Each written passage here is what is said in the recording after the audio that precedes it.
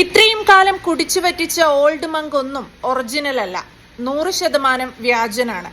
ഇനി അങ്ങോട്ട് ഒരു തുള്ളി പോലും കിട്ടാനും പോകുന്നില്ല. രാജ്യത്ത് മദ്യപ്രേമികൾക്കിടയിലെ സൂപ്പർ സ്റ്റാറാണ് ഓൾഡ് മങ്ക്. പക്ഷേ ഇനി അങ്ങോട്ട് ഓൾഡ് മങ്ക് ഉൾപ്പെടെയുള്ള മദ്യരാജാക്കന്മാരെ കണി കാണാൻ പോലും നമുക്ക് ലഭിക്കില്ല.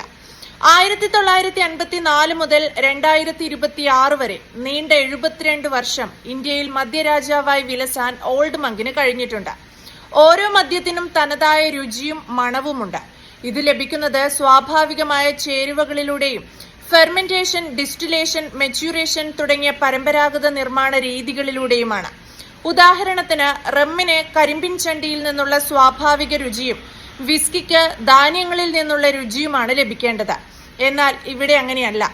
റം, വിസ്കി എന്നിവയുടെ സ്വാഭാവിക രുചിയും മണവും കൃത്രിമമായി ഉണ്ടാക്കിയെടുക്കുന്ന എസൻസുകൾ ഉപയോഗിച്ചതിനും മദ്യക്കുപ്പികളിലെ ലേബലിൽ നിർമ്മാണ പഴക്കത്തെക്കുറിച്ച് തെറ്റായ വിവരങ്ങൾ നൽകിയതിനുമാണ് കേന്ദ്ര ആരോഗ്യ കുടുംബക്ഷേമ മന്ത്രാലയത്തിന്റെ നിർദ്ദേശപ്രകാരം നടപടിയെടുത്തത്.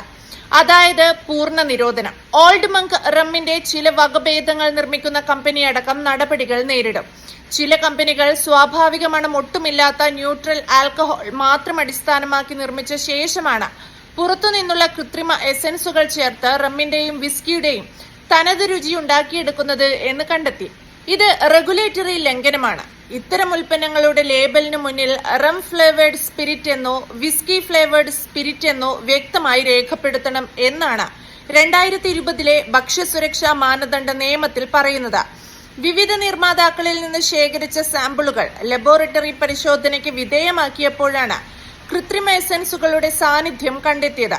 ഇതിലൂടെ ഉൽപ്പന്നങ്ങൾ ഗുണനിലവാരമില്ലാത്തതാണെന്ന് തെളിഞ്ഞു.